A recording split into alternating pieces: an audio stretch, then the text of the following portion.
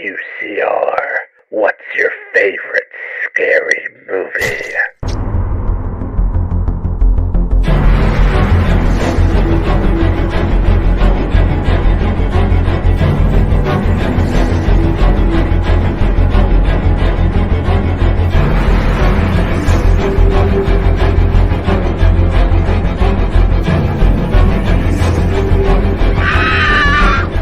Well, here we are again, folks of lovely, lovely UCR land.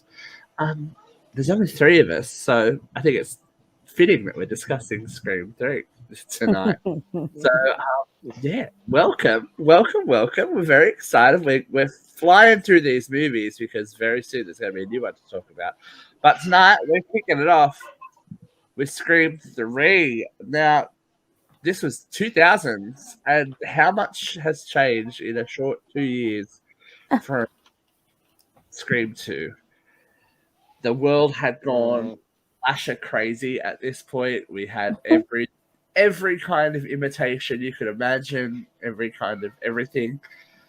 And this is where I think Scream becomes a victim of its own success. Do you think it almost jumped the shark a bit with this one? Well, not to play our hand too quickly, but we're going to discuss it. So, obviously, the 2000s was a completely different time. We would go from all of these slashes and meta rah-rahs to our muchly beloved, Asian remake phase. And then, of course, you found footage phase. This was all coming, but at this time, it was brought back possibly too soon. Obviously, the same team is behind it, except for one glaring omission, and I think down in my hand, this is where we lost it. Screenwriter Kevin Williamson was not a part of the creation of Scream 3. No. He had to Did he do a treatment or anything? He did do a treatment. We'll talk about it a little bit later because it's a little bit cute. Writing credits fell to Aaron Kruger.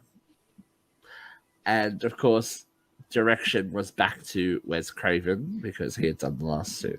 This movie had a budget of $40 million, which is as much as the first two combined. Yeah, so it's nearly like 25 million more than the first movie. Yeah, so they were hedging their bets big on Scream 3. What they didn't see coming, however, was a little incident called Columbine. Now, the shootings at Columbine High changed the face of Scream 3 completely. The Weinsteins, who are, one of them was a stand-up gentleman, stressed that the violence had to be taken out. Pretty much, the mandate from the studio was originally that there was to be no blood whatsoever in this film. At which point, Wes Craven said that you need to call this movie something else because it can't be a Scream movie if there is no blood. So, to his credit, Wes did stand up for that, but the original plot of Scream 3 had a lot more to do with the high schoolers, and depending on which draft you read, the violence that they would perform against not only their classmates but the surviving legacy cast. But all of that got put into the mixer and shaken up because Columbine. So what we are left with is a very interesting twist into Metaville, where, as I said, Scream it's the part where the snake starts eating itself. So we'll kick it off with one of our survivors from the last film, Mr. Cotton Weary, has gotten his dream job and become a celebrity. I'm guessing this is our poking at your Jerry Springer moment, all that Jenny Jones, Lisa, all of those real trashy daytime TV shows that were on in the early 2000s. 100% cotton, and he was wearing his white suit. He was like douchebag supreme. I did love seeing the car phone though. That was a cute moment, wasn't it? It was a bit special, You, yes. you realize that how long ago 2000 was when you see a car phone. You're like, oh, okay. And then And then he had the the cell phone tucked up in the little with thing. You got to pull the aerial up so you can get reception. So Cotton is a low down dirty dog, and basically trying to cheat on his. Oh, not trying to cheat, but flirting with someone that isn't his sexy girlfriend Sarah, who is, of course, Melrose Place's Kelly Rutherford.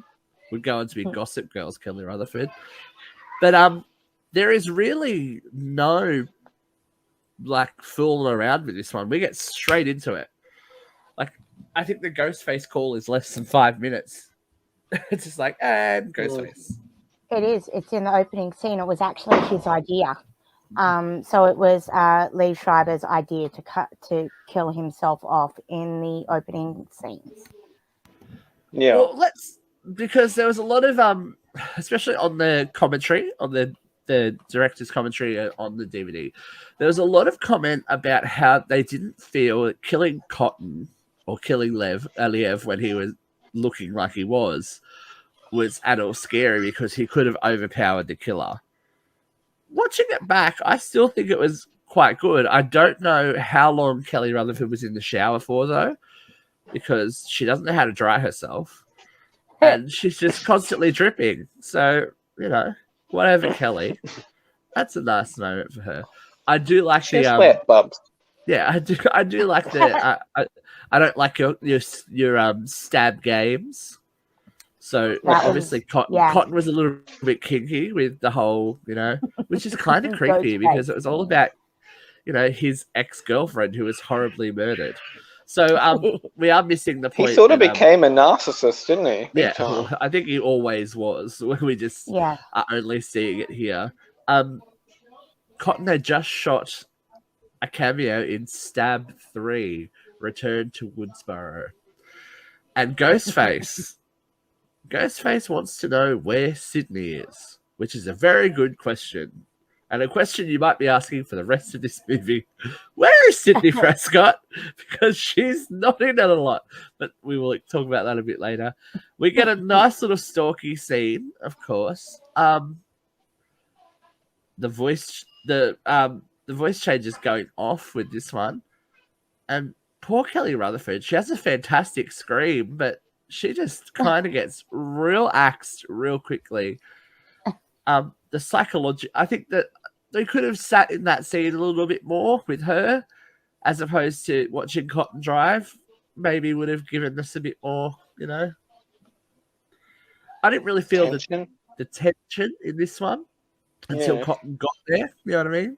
And then the whole uncertainty of, who's the killer. Well, it turns out even Cotton couldn't get lucky because Cotton gets stabbed in the head as we go to the titles of Scream 3. Like, they do love a stab in the head in this series, don't they? In this one, yeah. Like, that's all over Red Rover. See you later. I've been stabbed in the brain. Okay, cool. That's very nice. So, of course, we do have to track down Miss Sydney Prescott, right? She's as I've said, the Scream story is Sydney's story, and we find Sydney in a very different place at this time. She is, I guess, mountainside, or who we call her? She's hiding. Recluse. She became a little bit like Jamie Lee's in Halloween 2018, except she wasn't on the piss.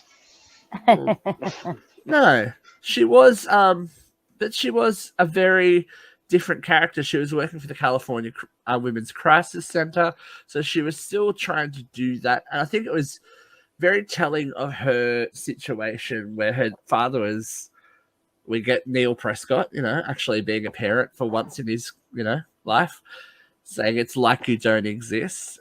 And then she says, if a killer can't find you, they can't kill you. So she's taking herself out of the equation. Meanwhile, in Hollywood, things are going crazy because Cotton Weary has been murdered, and the set of Stab 3 is in all kinds of hullabaloo. Now, I have not bothered to really feature much of the cast of Stab 3. Probably the only major, like the females are probably the more well-known actors. You've got Emily Mortimer, who plays, for want of a better word, Sydney Prescott. Yeah. Angelina Tyler, I believe her name is in this movie. Yep. So there's a lot of those, double entendre names. Angelina Tyler, she was chosen out of hundreds of girls to be the new Sydney Prescott when Tori Spelling would not return for Stab 3. Then of course you do have the wonderful Jenny McCarthy as Sarah. Yeah. She was She's Sarah Darling. Sarah Darling. Oh wait, Was that her? Sarah Darling. Yeah, Sarah Darling. Remarkably old teenager, but that's all right. That's okay. But the one thing that I think this movie gets right, and it's not much, but giving us Parker Posey as Gail. I love her as Gail Weathers, aka I always forget her name. She's Jennifer. Yes. Jennifer. Jennifer Jolie. Oh, Jennifer God. Jolie, who is with Brad Pitt apparently. So Jennifer is Gail's movie counterpart. Now, very good question. What happened to Gail? We were asking ourselves that a lot. What happened to Gail and those bangs and that reverse hot dog suit she was wearing for most of the movie? I just don't know. I don't know. Can I just throw in a fun fact right here? You can.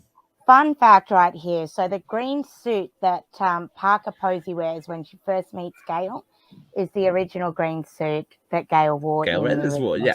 Very much. She's very committed to her. Nice. Jennifer is very much committed to her part. But yeah, I don't know who inspired Courtney to do that to her hair. It was David Arquette, and he admitted it in an interview on TV. So I don't know. Poor Gail is having a little bit of a rough time. 60 Minutes 2 has crashed and burned.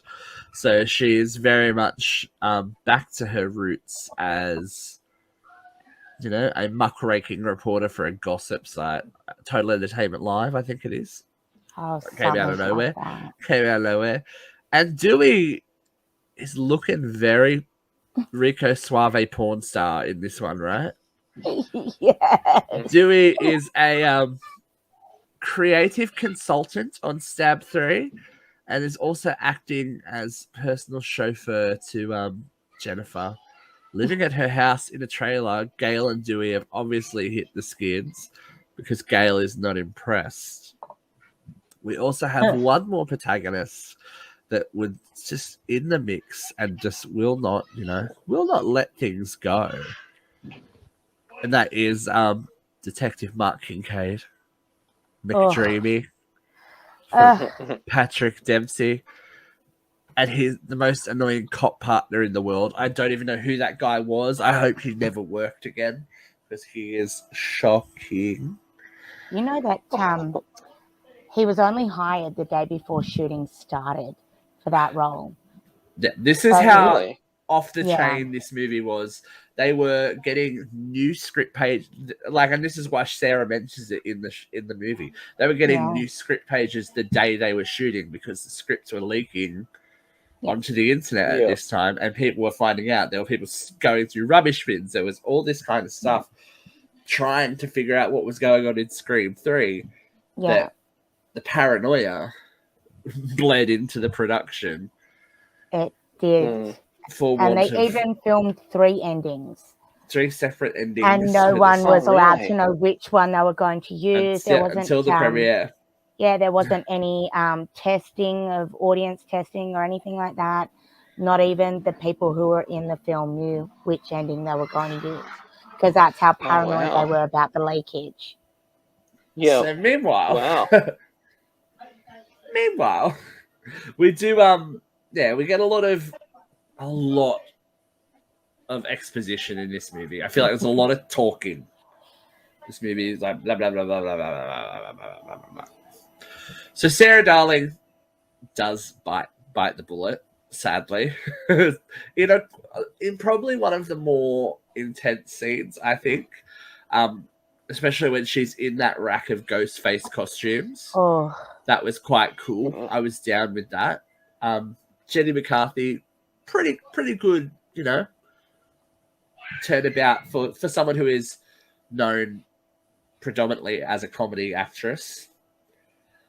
Now, we have to talk about it. There are 3 things wrong with this movie. Actually, 4. 4 things wrong with this movie.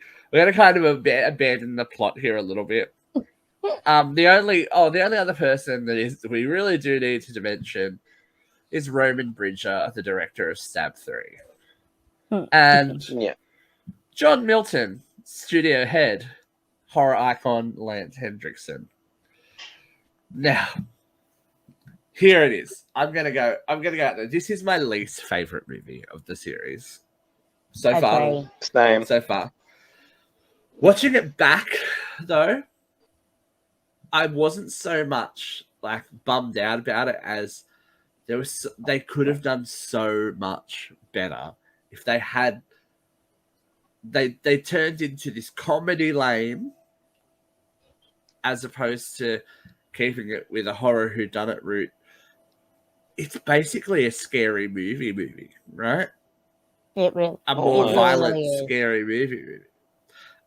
There's actually 5 problems with this movie, I just realized. Erin Kruger should never be allowed near a script again. Oh, agree. Horrible. Burn that witch at the stake. Horrible script. Wow. Yeah. I don't know. There was so much potential there for here's my opinion. I think what they should have done with this movie is make it a psychological horror movie. Because at this point, what they're trying to tell us is that Sydney's crazy. Right? That's the whole driving is Sydney's isolated herself. Sydney's crazy. Like the whole even when she gets attacked in broad daylight. She gets attacked in broad daylight on the set of the movie. Oh yeah, sure, Sid. Okay, yeah. There's no one there. I'm like, okay, hold up. What? Wes Craven should be ashamed. Other people are dead. Wes Craven should be ashamed. Some of the directing in this movie is like C grade, not even C grade. Let's talk about Ghost Maureen. What kind of are you afraid of the dark bullshit is this? I don't get not even like a full screen of just a random chick with really bad makeup wandering, and that's meant to be scary. Like, do you know what though? And this is fun fact. So the lady who played her, Lynn McRae, the photos of Rita Reynolds are actually promo modeling shots of the lady who was the scary mom. See, I was down with all of that. I was down with the whole past coming back to bite it because that's one of the rules of the trilogy, which we'll talk about later as well. But it was done in the most, they treated the audience like we were idiots. And I think that was the big problem. Like, if they had a set, why couldn't Sydney be flashing back to the murders of her mother? Like, why couldn't and then her friends and stuff like that, and having stabbed this, like all this return to Woodsboro stir up her psychology. I mean, they had a set. They had the All right, fun fact for you guys about the Woodsboro set. They wanted to cut that whole scene out because it was too expensive. Wes Craven paid for that set to be built because it was so important for the movie, which is the one thing Wes did right with this movie. And the original sets that they used were actually destroyed after the first movie. Yeah. And that's why they had to redo them. But do you find that this film really suffers from, it just all seems so inconsistent? You mean, you're getting some great character moments. You know, Parker Posey was great. Like, you get some great Gale moments between those two, but then you just have so much other just shit, and you'd be like, it's just so inconsistent. I think it proves that the Scream movies need to be about Sydney, and they need Sydney because at this point, Nev was actually quite busy. She was filming Drowning Mona at the same time as this movie. And do you know, and I did not know this until recently, this haircut's a wig. Oh, Sydney's. Sydney's hair in this movie is a wig. I had no clue because she had long hair for Drowning Mona. Fun fact. Who knew? I had no idea. That was on my list, Steve. You totally stole my thunder. Sorry Thanks that I so stole your much thunder. for that. But yeah, I feel like even if in the absence of Sydney, if we made this about her psychosis or her possible psychosis, it could have been a lot stronger. Like, there were ways that you could have made that Ghost Maureen work, but it definitely wasn't like that. It definitely wasn't to treat it like, are you afraid of the dark?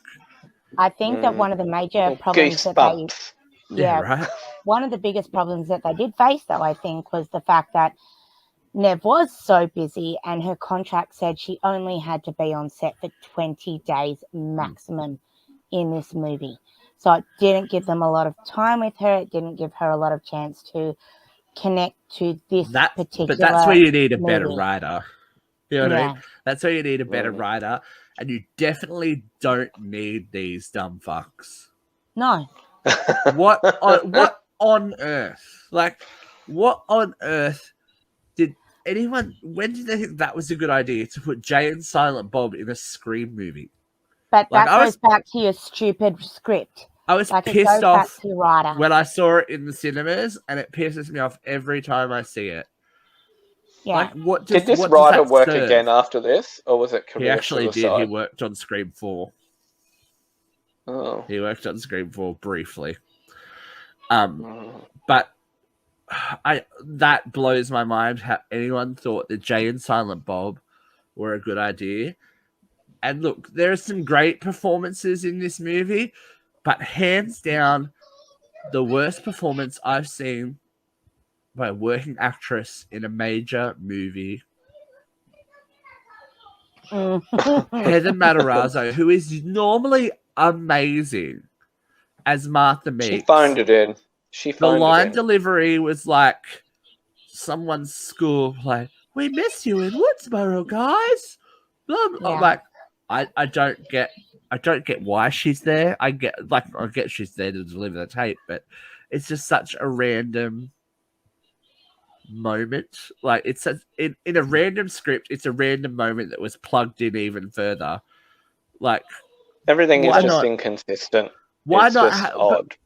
Why not have Sydney get the tape or something? If we're gonna see and I did like seeing Randy again. That whole thing was quite cool. Seeing Randy and getting the rules of a trilogy was a cool thing. But again, the randomness of this movie, it's just like, what? It was very hard to follow because it didn't seem to make any sense at any point. It was like, let's put all of these things together and hope the best. I love the mystery element of it, right? So at every murder scene, we're getting a photo of a young actress who is Maureen Prescott, Rena Reynolds back in the day. And we're seeing that she's being found at every murder scene. Every crime, every murder. And I like that. I like that kind of throwback thing. Carrie Fisher was amazing in this movie. Are you? No. It's like no, she deserved. Yeah, that was probably the best cameo of it. But the Gale Jennifer duo, I think, was amazing as well. The way that they played off each other. If we couldn't have Dewey and Gale, having those two together were great. Like, and Parker they Posey were good comic relief. Yeah, Parker Posey would have been enough. Do you know what I mean?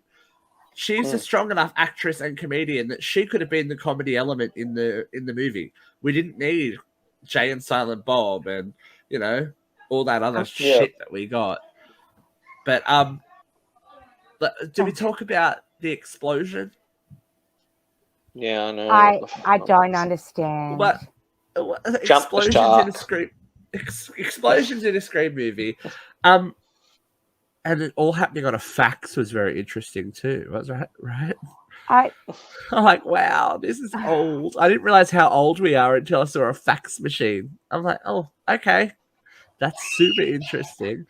But we had a cameo. You know, this one I can take. I can take the cameo of Stone, Putty. You know, he did a good job as, you know, a stereotypical bodyguard, and it worked. But I think the cast was too big. I was going to say that bodyguard role was actually meant to be played by Stone Cold Steve Austin from the WWE. Which could have worked, you know what I mean? Which could have worked. It really could have worked. They could have worked. But yeah, we get a random massive explosion of a hilltop Hollywood mansion because Ghostface has set off the gas and was teasing the cast of the now cancelled Stab movie. Although it did bring one of my favourite lines. I can't stop rolling down this hill. Again, Parker Posey, genius. And she would have been, as I said, she would have been enough. Gail is saved by Dewey. Isn't it? Yes, we get our punch out scene, but it's not Sydney this time. It's Gail punching Gail. I've got a thing. So at the same time, in approximately every version of the movie, Sydney punches Gail in 1, she punches Gail in 2, and Gail punches Parker Posey playing Gail in 3. Which I guess is a nice little development nod that Gail has moved on from being the Gail that we knew, and she's taking it out on her former self if we want to get real film studies on the moment. Yeah. My lawyer enjoyed that. Lawyer liked that. Again. Added to. Gold star for this movie, Parker Posey. But on the back of this photo, we get I killed her on the Rena Reynolds photo. And we start to realize that, you know, these photos are being taken on location at the studio where Stab 3 is being filmed. So everything is coalescing slowly, but, you know, I'm still with the movie at this point. It's very different. There's stuff going on. But I think we finally get there when Sydney gets that last phone call and she decides it's time to hit town. And it was so good to see her in her, you know, Scream 2 kind of ensemble. She's got Derek's letters still. Yeah. She's got that cropped brown jacket. It's a different top. It's a different camo green top, but she's very much rocking that successful Scream 2 final scene look. And I think the whole film lifts a little bit here when we get Sydney back in it. We end up going back to the studio where we do get that Woodsboro set thing, which I thought was brilliant. I really liked it. If it was down that psychological horror route, it would have actually worked really, really well. Putting Sydney back into that position and people going, well, this is why she's left town, because she's fucking mental. But it was kind of, I guess, a little bit too late at that point. So it was like they were trying to do so many things at once and never really followed through with anything properly. So nothing's effective. They needed to commit, and I do. In retrospect, I get it now, because the story that they're trying to tell is a story about the abuse of women in Hollywood at the Weinstein Company. Yeah, I was like you question the whole thing that comes how out much of that. you question how much. This is before anyone knew anything. You know what I mean? And it's you question how much being the played studio by a rapey producer. Yeah, the studio how much input they had in killing it. If we really got into it and not exploitatively, but really found out what happened to Maureen at that point, I think it would have softened everyone's opinion of her too, because a lot of this movie aims its blame at Maureen Prescott. Everything is because of her and what she did, but not what was done to her. Yeah. And it's a very interesting, very meta, and this is what 20 years down the track, we find out the truth of what was going on behind the scenes with Harvey Weinstein. They were very much ahead of their time in the story that they were trying to tell. If they could have gone deeper with it and made it that kind of, psychological trauma that is handed down to a generation, it would have been a much more interesting movie. But anyway, we find out it's Roman's birthday, and we've sped through this movie in half an hour because it's really not much to talk about. We find out it's Roman's birthday, and we are having a birthday party in a very familiar surrounding if you watch horror movies in the 2000s. Brooke, is this one of your trivia? This is one of my fun facts. Go for it. So the house where the end scene is actually the school from Halloween H2O. Yes. I John thought It's so. the same John building. Milton's house just happens to be. And I'm just going to pop another fun fact in here, which is the second girl. Halloween tie-in. The role that was played, the receptionist by the one and only, was actually offered to Jamie Lee Curtis first, and she turned it down. So the action is taking place down at John Milton's, sexy pad that's a school, that's, that's all kinds of things. I think it's in a fair few early 2000s movie, that house, as various different things. It is. We get a kind of, again, clusterfuck of murders at this mansion. What was with Angelina's death? Watching it A last lot of night. the deaths that uninspired. Watching it last night, it reminded me a lot of Clue. When they split up in Clue, it's just like, okay. The knife throw. What was that? What was that? That's just bad. Everyone should be fired. It was bad writing. It was bad everything. Yeah, Angelina, running face first into the killer and then getting stabbed to death after. And then she fucked. After admitting that she fucked John Milton to get the part. So this is so this is how meta it was, and we just didn't know. So she's taken care of. Tom's already dead at this point. Everyone's getting it left, right, and center. Except for Jennifer. Dewey, well, this is the sad part. We have to say goodbye to Jennifer here, and this bums me out. This is the part of the movie that always bums me out, that we have to say goodbye to Parker Posey. Ideally, I would have had her survive. You know what I mean? Parker Posey for Final Girl. I would have had him kill Dewey or something. I'd rather, you know what I mean? Kill Dewey. I would love to see more of Gail and her together, but Parker does meet her end. That scene was pretty tense, I must admit. The whole hidden tunnels in the house, but it was just too unorganized. It's what I'm saying. Why not drop that hint? Why not drop that hint earlier and have people popping up in and out and make it more psychological? Make that whole part like a haunted house movie where you're hearing things, you're seeing things, and not just all right, the killer's here, bang. Yeah. We've got to wrap. We've got to wrap this shit up. We're getting to the 2-hour mark. It's just okay. I did love though when Jennifer Parker is like, "You can't kill me. I'm the killer in Stab 3."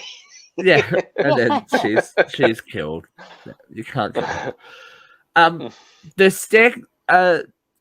Ghostface and Gale scene when she's grabbed and they fall down the stairs was actually quite a little bit tense, but then they had to fuck it up. They had to fuck it up with that fucking knife throw. I'm like, okay, this is the only movie where Dewey doesn't get stabbed too, isn't it? No stab for Dewey, sadly. Whoops. So, Ghostface has called Sydney, who is just randomly. Does that happen? Do you get left in a police officer's office while they're not there? No. No, I don't think you do. No, you don't. So Sydney, being Queen Final Girl, rocks up and is ready to go. I did like that Ghostface was smart enough to use the metal detector. That was a cute moment. I like Ghostface is a little bit smart, but you always got to have a backup plan. So Sydney turns the tables on Ghostface, pumps him full of lead, and he disappears into the house at this point. And we do get a lot of cat and mouse. Patrick Dempsey gets knocked out. Big surprise. I'm not really a fan of his character, if you can't tell. Oh, shit, Sherlock. But Sydney finds her way into the secret screening room. So earlier on, we visited John Milton in his office, and he acknowledged that he knew Rena Reynolds, aka Maureen Prescott, and it was alluded that she was gang raped in Milton's secret screening room, where a lot of stuff went down in the 70s. Wasted opportunity here, right? Like hugely, hugely wasted opportunity. If you had someone to play young Maureen, if you had someone playing older Maureen, we had footage of Maureen with Cotton. We had footage of Maureen with Billy's dad. And I know, without getting too graphic, why, like, it smells like what they're trying to say is that's a kind of stag party snuff film kind of thing that they would have recorded. Why not give us that as well? Not in graphic nature, but give us in the background. Give us that in the background, and make Maureen more sympathetic. Really, it would have given Maureen a bit more sympathy, but it would have made the killer reveal more, given a bit more depth, because this is where, and for the first time in the franchise, we only have one killer, and it's revealed to be Roman Bridger, director and brother. Now, Roman was the child conceived by Maureen after her horrible time in Hollywood, trying to be an actress. She went home to Woodsboro after she gave up Roman. 4 years prior, Roman discovered who Maureen was, went back, tried to hope for a happy reunion, and Maureen basically slammed the door in his face, saying that he was Rena's child and Rena's dead. Roman then got huge mummy issues and met up with, started following Maureen basically, and discovered that Maureen got around a little bit and started to whisper in the ear of one Mr. Billy. How do we feel about the revelation that this is all because of Roman? I don't know. By this point, they sort of had lost me. Yeah. Yeah. By this point, there's just so much shit, inconsistent shit, that they're trying to, bringing it all back to the original film. But I actually think it cheapens Billy and Stu as killers a little bit. Yeah. I agree with that. And I think the only good thing about the ending of this movie is the fight scene. I like the fight scene. The fight scene is good, but I think if we were going with the metaphor that Roman is the director of everything, a stronger script writer could have done that better. Yes. You know what I mean? It's all exposition. It's all told to us, not shown to us, and that's a big problem for me. Roman does, however, kill someone who's possibly his dad by slashing Milton's throat. And then we get an epic showdown, brother-sister showdown between I have a fact here as well. And Roman. You go, girlfriend. Okay, so when Sydney jumps over the bar and she stabs him with the ice pick, I think it is. Yes. Yep. Basic instinct. So she misses the padding. and she actually stabbed him, and so his Oh, scream poor is Scott. actually real. She hit Oh, flesh, so his oh scream dear. is authentic. Bloody That's a Neve. lot. Yeah. That's a lot. But Well, fun fact, I mean, you know. let's put it out there. When he shot her, I did legitimately think, oh, fuck, they've killed Sydney Prescott. I But for a did split second, too. I was like, I thought she was going to be like legit hurt, and then maybe Gail and Dewey would have to save her. yeah, I thought that For someone a else might have to change. save Like the I thought day, she was but shot. yeah. But yeah, I didn't think she would die. I just thought she might be just out, like done. Turns out, you know, brother and sister think alike. She gets that bulletproof vest on. And I got two favorite Sydney lines. The one is where she goes, take some fucking responsibility. You kill people because you want to. Take some fucking responsibility. They fuck you. No, fuck you. It's like the ultimate brother sister fight. And then she's like, the movie's called Stab 3, right? Bam, straight into the, doesn't fuck around, straight into the heart too. And then she And holds his again, hand. we talked about Nev and her acting talent, even in such a bizarre situation. When she grabbed his hand as he was dying, her face tells you a lot. Like, you know what I mean? She's a very, like, that was I was like, okay, thank God you're here, because if it was a less talented actress, it wouldn't mean anything. It's kind of like when Michael and Laurie do the reach out for each other. Do the reach out for each other in H20. It gives it some kind of pathos, but then she just goes, "Oh, fuck it." She's done with that moment. And of course, because it's this movie, they have to end on a comedy moment. When, you know, when the killer inevitably springs back to life, and Dewey for once is the one with the gun, pumping him full of lead repeatedly until we get head Dewey, head. And you can tell he's not experienced as a final girl, because Sydney always goes for the headshot. She knows. And that's it, really. We get a nice little tagged on scene, which is kind of touching, I guess, where Gail and Dewey get engaged, and Mark is with them to watch a movie. Sydney asks, "What kind of movie?" "You'll have to come see." As she turns around, the door opens, and she walks away from an open door for the first time in her life. I have to ask, for a long time, it was the final Scream movie.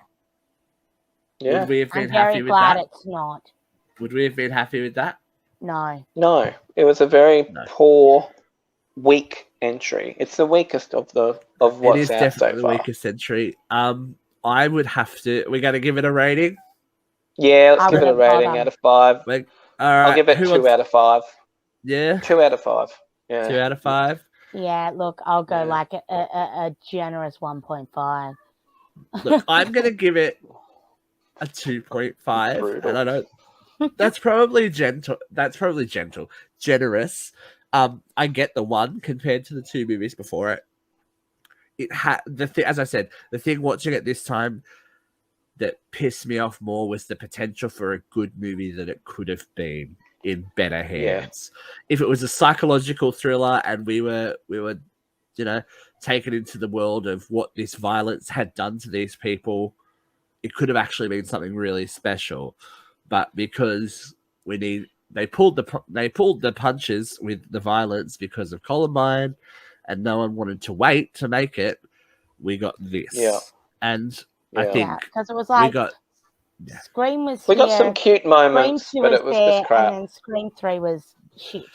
Yeah, so Scream 3 was dead and buried. The box office was not great on it either. Where is the box office return? So it was a $40 million movie. It just happens to, only earn $34 million in its first weekend. Okay, which is So it not eventually made its budget fantastic. back, but The United States budget, the United States box office, ended up being $89 million, which is only just doubling it, which is not great. International box office was 72. The two movies Still before it pretty had good. done gangbusters. But Not when you think of on its first weekend, it premiered on record numbers of screens across the US and only beaten by Harry Potter. Yeah. All right. So it premiered on so many screens that to have. Here you go. United States. It premiered on 3,467 screens. Wow. Yeah. And that's the weakest. So that was the end. That was the end of our Prescott drama until 2008. There were rumblings from the Weinstein Company that another Scream sequel was in development. Wes Craven was confirmed to direct in March 2010. The Arquette, the Campbell, and the Cox were announced to be returning as well. And most importantly, Mr. Kevin Williamson was back writing. Thank God. Thank the Lord. But Kevin Williamson did have to exit the production because he was contracted to a little show on the WB that was beginning its first season called The Vampire Diaries, where he was running the show. So Aaron Kruger did step in to do some slight brushing up of the script, but it is basically Kevin's script. So this finds us on the 15th anniversary of the original Woodsboro massacre. So we are jumping in the screen for y'all.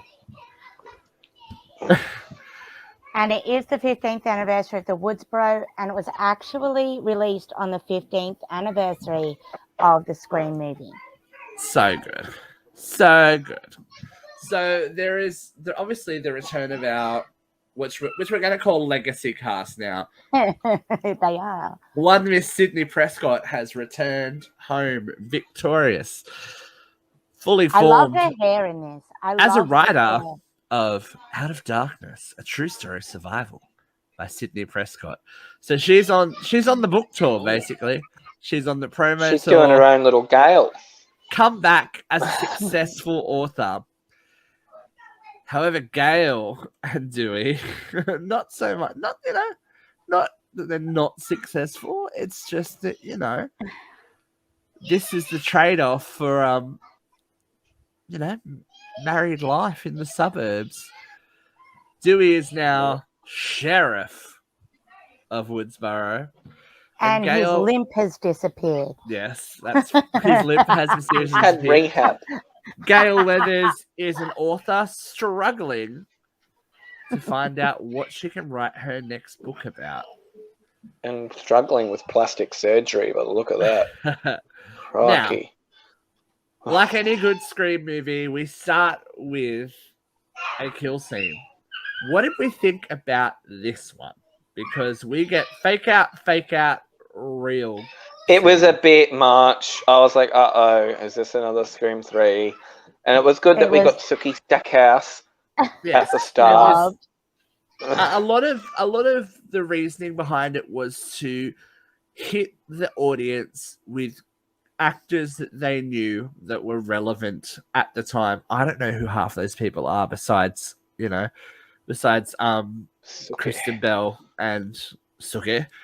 The others are WB girls apparently. So we've got to remember we were in like the primetime WB dramas like Friday Night Lights and Vampire Diaries and all that was going off like the clappers. So teen drama was the way to go. So that's usually where you pull from when you need teenagers for a movie.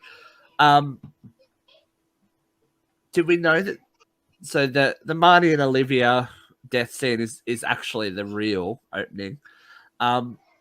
Did you know that there was a deleted scene No. that actually showed the aftermath of what had happened? Here's a little screen grab. Oh my gosh. Oh, Now, That's horrible. nice. very much Casey Becker, though, right? Mm. Which is Yes. the point.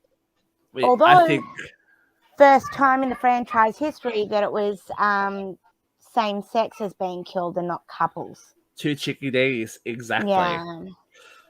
So what we try and do with this movie, and I think it was well-intentioned, whether it worked out 100% is debatable. We tried to bring in a whole new team cast to interact with our legacy cast members. Obviously, we have Emma Roberts, who was pretty much no one before this movie, right? She'd done like Wild Child or something like that. Obviously, niece of Julie Roberts. We have I always go to say Rory. It's not Rory, is it? Which Culkin is it? Yes, Rory Culkin. Is it Rory? It's Rory. It's not Kieran. It's Okay. Rory. Okay. Rory Culkin, obviously Macaulay's brother. We have the amazing Hayden Panettiere as Kirby Reed, and the oldest teenager. Do you think I've ever she seen. was so well received because she was just probably better written than the others? Do you know what? I think they needed someone to be the Randy, and they were at this point.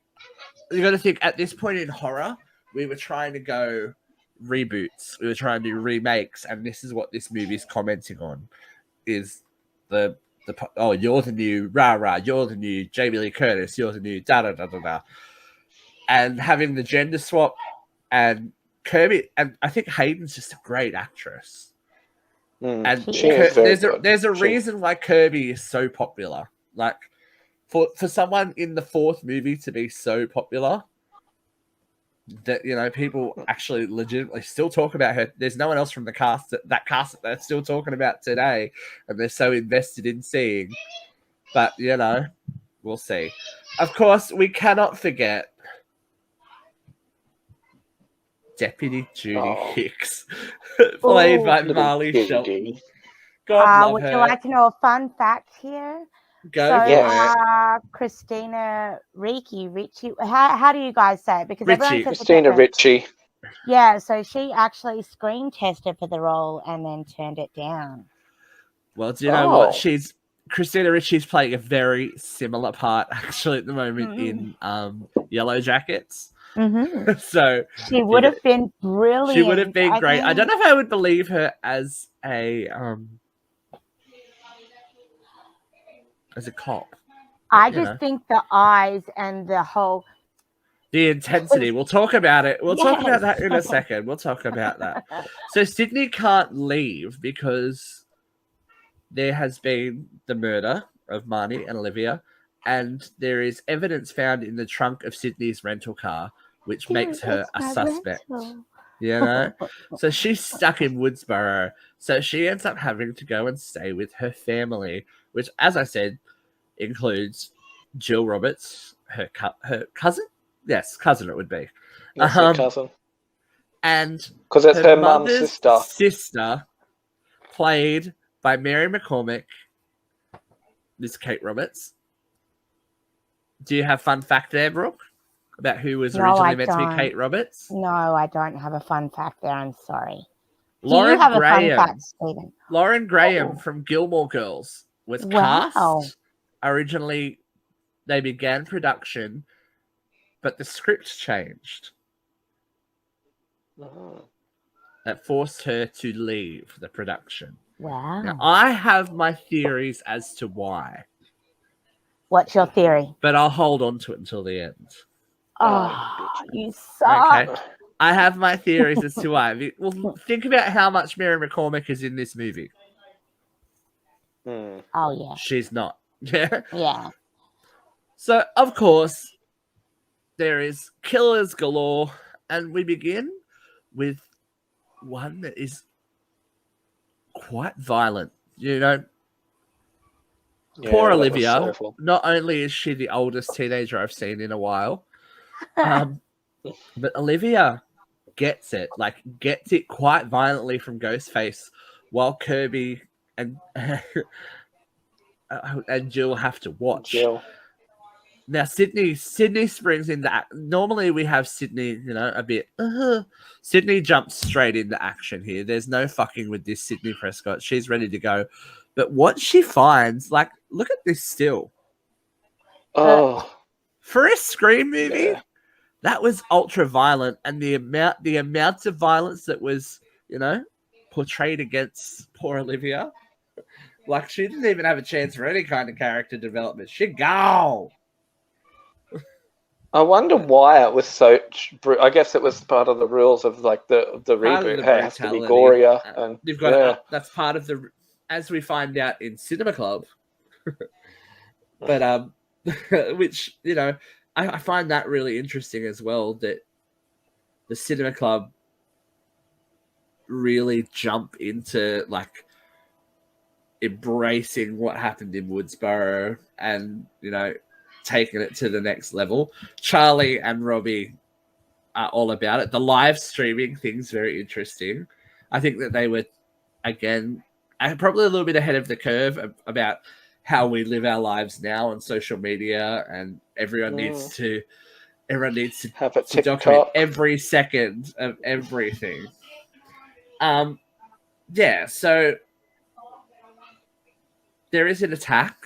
Jill narrowly escapes and run in with Ghostface, as does Sydney. And they decide to team up with Gail to start to solve the crimes, because Gail's been iced out. Gail is not involved. Gail is just... Yeah, she wants to be, and Dewey won't let her. The wife. And she's a little bit jealous of Judy. She can't. Whose lemon squares taste like ass. Tastes like ass. I love it. you gotta love it. It's just like Emily, Sydney's poor book agent, we would call her, meets quite a horrific end at the hospital. Yeah, when she got wrecked. She got wrecked, but it was effective. That's the thing. I think all of the attacks in this one are effective, whereas the last time it was just people running around going, stab. Oh, I'm gonna die. Oh, I'm gonna die. Yeah, well, not so much. Yeah.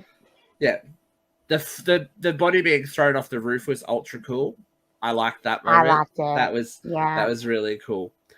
Yeah, we get a Rules of Remakes segment where Gail supplies Sydney Prescott to the Cinema Club.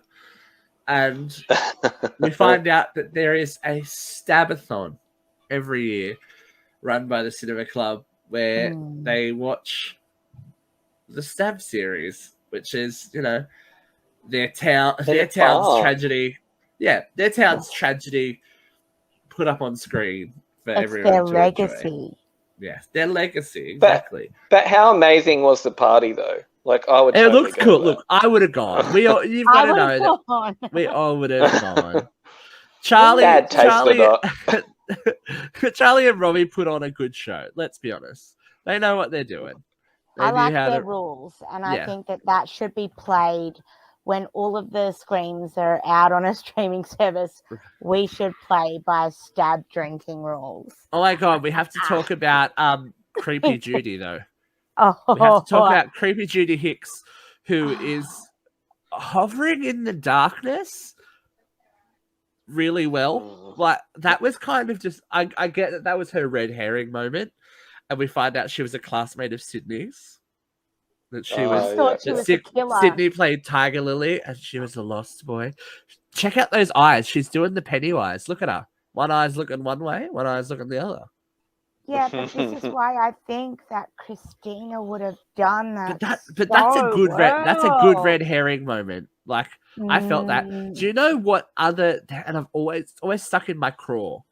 There's a scene. There's a scene between not Gail, Sydney and Dewey, in the lounge room. Sorry, Australians, in the den, in the family room, whatever you want to call it, where they're talking about Tatum and they're talking about the past, and it's really dimly lit, and it's kind of weirdly pseudo romantic. It's like what. I'm like, what are you trying? Are you trying to tell me that Dewey's obsessed with Sydney? Are you trying to tell me that Sydney has feelings for Dewey? Like, it was a very confusing scene. And even the last time I watched it, I was like, probably that idiot writer wrote that bit. That made me go. That made me go. It gave me pause. So at this point, Gail being Gail, she will not be held down. Gail's at Stabathon. Of course. Rocking out with the kids in her ghost face mask. Putting cameras everywhere. Hidden cameras, taking it old school, giving us the hidden camera moment. Little cameras. They're like huge fucking cameras. But that plays to how oblivious teenagers are. I had a bad feeling for Gail in this part. I was like, oh God, she gonna get it because, she was gonna get attacked. Like, let's be honest. And it happened. It happened. But meanwhile, we get an attack at the Roberts residence as well. Now, I really enjoy Nev in this section. I feel like maybe we needed a bit more time with Kate. Yeah. They get attacked by Ghostface, and Kate's dispatched pretty quickly. Through them. They love stabbing through doors in this franchise, don't they? They do. Stabbing in the head and stabbing through doors. Can I just say, my favorite stabbing in the head incident is in this movie. Yes. Oh, my favorite. The police officer straight through the forehead. Yeah. That is. Yeah, but then he's like walking around. But they say that is very medically correct. If you actually look it up, they reckon that... well, it's like a chicken. The nerves keep moving, it. Yeah, Wes insisted on it because of how medically correct it was. So, yeah. But it does put Sydney... It does put Sydney in a precarious situation because she flees the scene. Yeah. Because like her dad did. Jill is missing. Jill is missing. Kirby is at Stabfest. Stabathon, sorry, Stabfest. It sounds something different, doesn't it? Meanwhile, Stabathon gets broken up when Dewey arrives just in time after Gail is stabbed to disperse Ghostface. And we end up at an after party at Kirby's house, where the real action begins, really. So our teen cast of survivors are drinking and watching horror movies, as you do when there's murders happening in your small town. What is it? What did he say? Something about nobody stops or tells me what to do with my Stabathon or whatever. I'm going to put on Stab 7. He needs completion. Yeah. He does need completion. So, but it was pretty cool. It was a throwback to the first film. It was cute, and we do get some good moments here with this younger cast, which is what I appreciated. We get to see a lot of Kirby. Kirby is like the cool nerd girl. She's very that, and we get to see her knowledge of horror in here. It's really cool. My favorite part is the "Who invited you, Trevor?" When Trevor just shows up. Get out of my house! Who invited you, Trevor?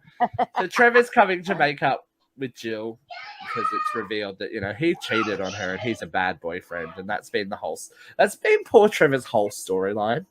Like, Trevor doesn't get anything else other than he's a bad boyfriend. Yeah, and sometimes that's all that people are. Yeah. But inevitably, our teenage cast gets split up. Whoops. Whoops, dear. in a big way.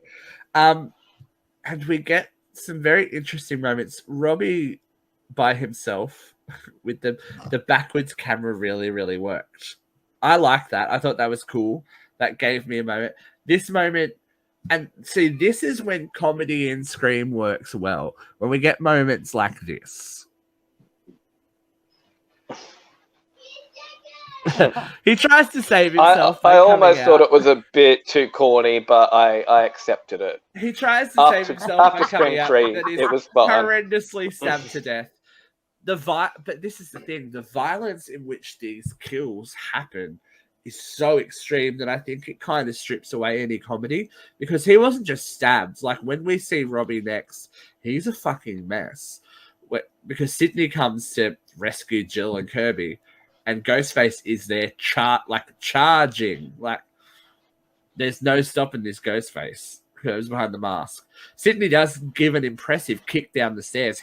Ghostface gets air. He misses the stick. Like So that was a good by stunt. this point, has the Kirby and Rory thing happened Not at this yet. point? So we're getting Okay. separated. We're getting separated here. Kirby runs one way. Jill and Sydney run upstairs, and we get a fake out that Jill has run to get help. You know, Jill's hiding under the bed, and Sydney baits Ghostface to follow her. Yeah.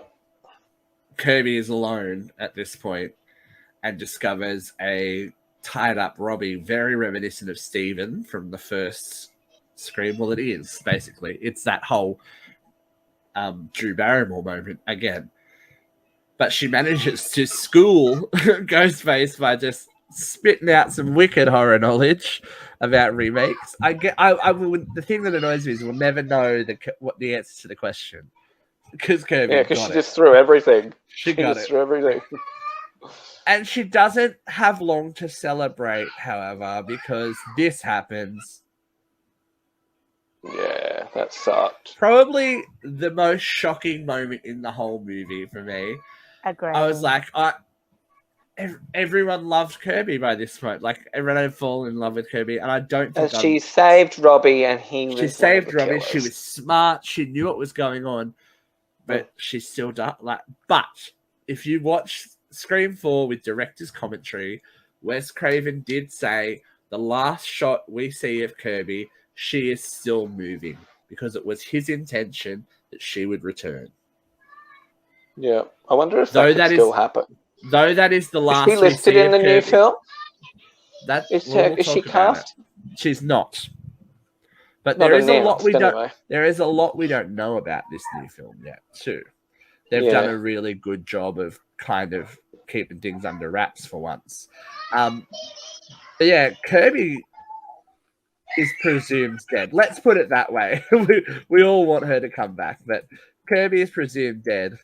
Sydney is in for a bit of a shock, I think, because we end up running into not one, but two Ghostface killers. Obviously, by this point, we know Charlie is one of them now. The other revelation, one Miss Jill Roberts. I kept calling him Robbie, it's Charlie. Yeah. One Miss Jill Roberts. Now, who was shocked when it was Jill? I was actually shocked. I didn't expect her. The one time that I suspected it was her was when she came down from upstairs, like literally 5 minutes beforehand, where she was like, "Oh, I didn't see him upstairs. Trevor's not upstairs," and I was like, "Oh, something's not right." And then it was right. But let's talk about the reasoning behind. Right, the reasoning behind what she wants to be famous is the ultimate, is the reason she grew up in the shadow of one Miss Sydney Prescott, and her whole reasoning for these killings is to make herself famous. Well, it's ridiculous. Well, to make her and Charlie famous, apparently, but. As we always discover, there is no intention for the accomplice to survive in these movies. They ultimately get really dispatched quite quickly. And poor Charlie. Well, not poor Charlie because he's a fucking killer. I shouldn't. He does get just dispatched. Finished killing Kirby. Yeah, he did. Yeah. He did just finish killing Kirby. But, we get, a quite graphic. This is kind of what saves the movie for me here. Emma Roberts, I never used to have much of an opinion on. I think that this movie changed it up, and also Did you the love work that the she, self-harm scene? but the work she would go on to do in I was American going Horror to say Story. it launched her horror career. Yeah, So she's a it horror did. girl, whether she wants to be or not now. Like, let's be Yeah. honest. Yeah. She does get a few like nice deep digs in there at poor Sid. That her ingenue days are over before she stabs her in the guts. Like, and this at this point, it being Scream 4 and the rumors of there being another trilogy and people continuing on and da da da da da. I thought Sydney might be out, like 100%, because how do you survive that? Like, how, like, she was left in that room by herself. Oh, we forgot to say that she kills poor Robbie. Oh, not really. Oh, Trevor. Sorry, Trevor. Trevor gets shot in the dick. Fun fact here. So Trevor is actually wearing the exact same outfit that Neil Prescott was wearing, and was bound in the exact same way in the cupboard as Neil Prescott was. See, they're doing their due diligence, which is what I appreciate. But he gets shot in the dick first. I loved it. Yeah. Anyone who's ever had a cheating boyfriend, fuck him. Dude, fuck him. And then we get a very epic self-harm scene from Jill Roberts. But it was hilarious. It was almost comedy. But people were laughing in the theater. I find it funny. I found it really quite disturbing, the lengths that she was going to go to get away with it. I think it's when she ran into the wall with the knife and they screams. People were just cracking up. But people, are they laughing because they're uncomfortable, or are they laughing because it's funny? I don't think it's funny. When she was like, oh, fuck. And then kicked the thing, I was giggling because I thought it was fucking hilarious. Because, did you think that wasn't going to hurt? Like, but she does everything that the police are going to look for. She gets her DNA under his fingernails, and her hair. She has corresponding stab wounds. She throws herself through a glass table. Like, do you know what I mean? She goes that far. Yeah. To copycat Sydney. She fucked herself up. And then laid with her. That was creepy. If the pose. And her last action was to reposition herself, so she mirrored her cousin. Now, did you know that the movie was originally meant to end here? No. I think it would have been a great ending. The movie was originally meant to end here with Jill being wheeled out and the flashing cameras. That was the original end for Scream 4. Yep. I think that could have been the best way to end it, but I understand why, just in case they were doing but would it have been the best way to end? Would it have been the best way to end it if we didn't get the following two movies that they thought they were going to do? If this was the final moment from 2011, well, no, that's why I understand. And they had to. We're now in 2022, waiting for our next sequel. You know what I mean? Yeah. No, they had to go to the hospital. Yeah. We do get a hospital scene, which I enjoy. I think, again, it just shows how twisted this girl is. Like, the amount of mental illness in this girl is super strong. She does slip up, though, saying that her and Gail have matching wounds. Yeah. How would she know that Gail was stabbed in the shoulder?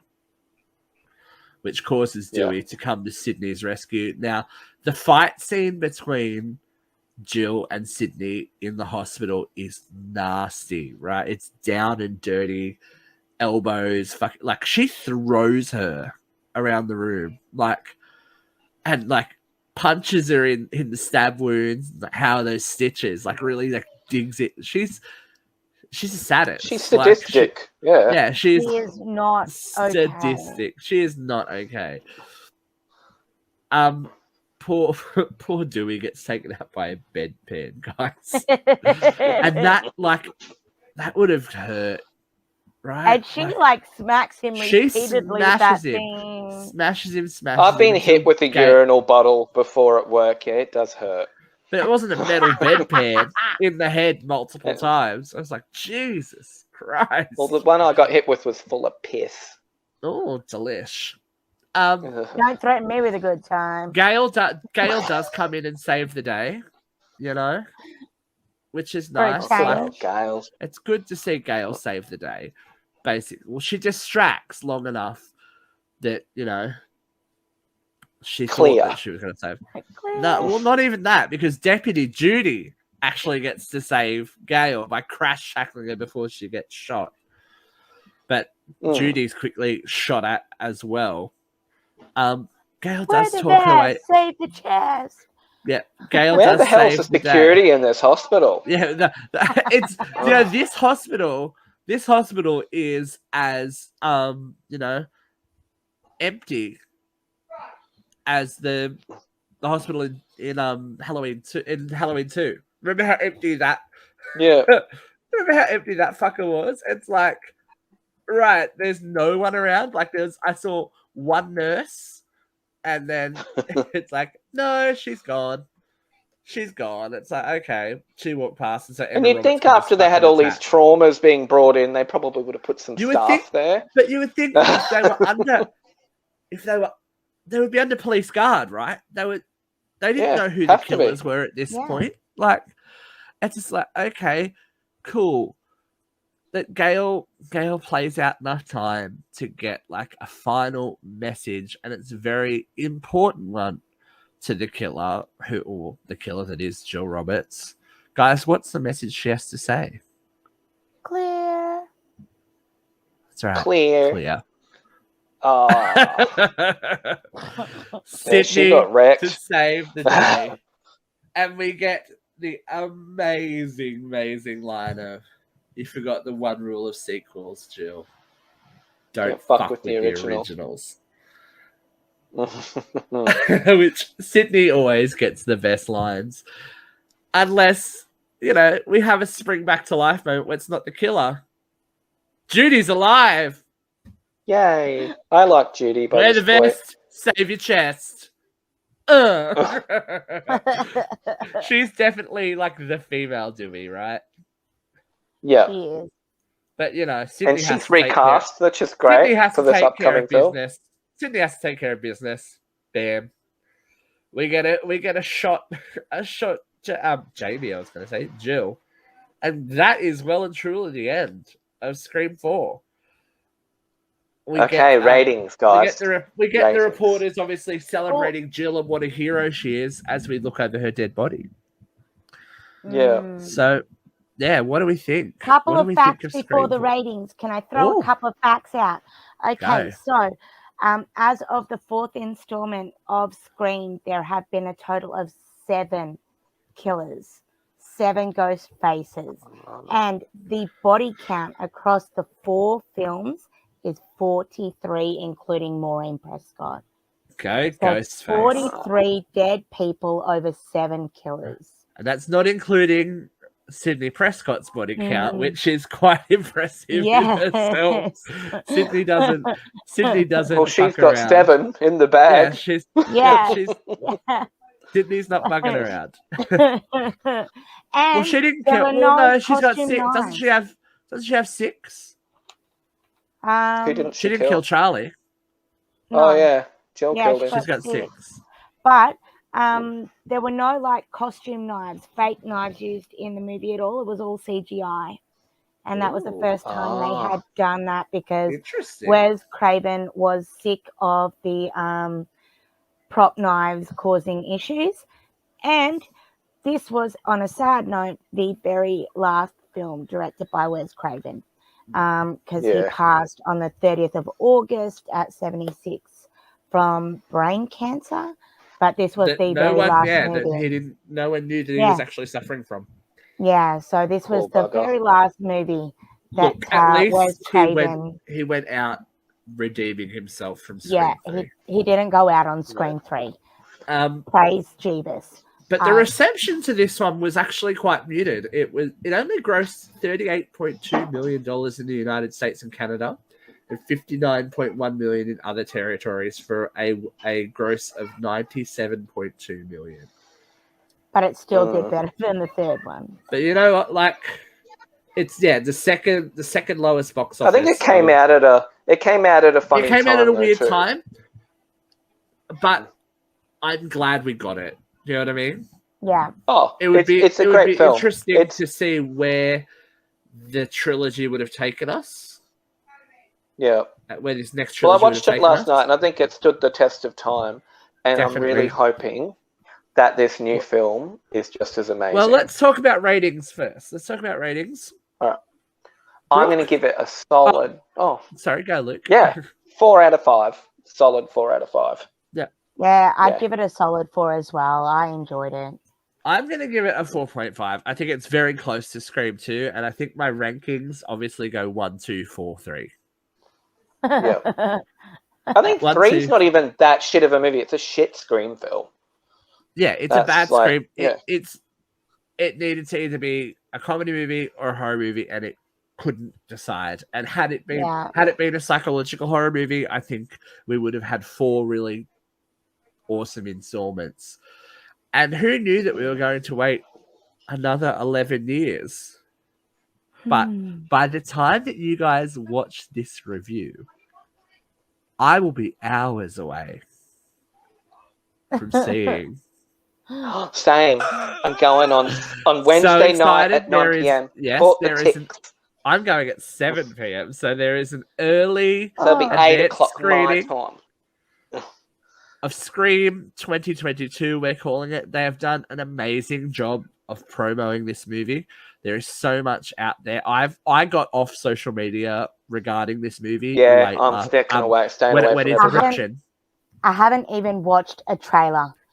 I watched the trailer. Nothing about it. I'm excited. I watched the trailers. I'm ready for it. Like, look at this. Even this is amazing. Oh, I love the tag. Moister than an oyster. It's always someone you know. I love that. Even the description of the movie, the synopsis is very, very vague. 25 years after the original Woodsboro murders. Sorry. The town is shaken again by a series of murders that will shape the next generation. Obviously, we do have our returning legacy cast of the one and only Neve Campbell, David Arquette, and Courtney Cox. Marley Shelton is also coming back as Deputy Judy, which means there was a lot of talk about it doing Halloween and being a direct sequel to 1 and cutting out the rest of the series. I'm glad they haven't done that. Having Marley Shelton in there acknowledges that this has all happened to Sydney, and whatever's to happen next. I think that they have a strong plan. This movie was never actually going to be made without Wes. Nev especially wasn't going to sign on to it because she didn't want to dishonor him. But the team from Radio Silence, who did what movie is that? Come on. I have no idea. Bride, games. Oh my god. Ready or Not! The team behind Ready or Not are helming it. They wrote Nev a 10-page letter about how much Scream had influenced them, how much Nev's performance and Wes's direction had influenced them, and her signing. Everyone signed on before her, so having her in place has really, brought it to the bag. So I'm super excited for what this could be. I hope that you guys are as well. Too. Yeah. And we will have to. But I'm not going to get to see it right away because I have too many children. So, we will reconvene. We won't spoil it for you, Brookie. We will reconvene the sequel discussion once again, to be continued. Thanks for sticking it out with us, guys, for this double feature of Scream 3 and 4. I'm going to say it one more time before we go back to the cinemas and back to Woodsboro. Don't answer the phone. Don't answer the door. But most importantly, don't scream. Thank you and good night. We'll be right back.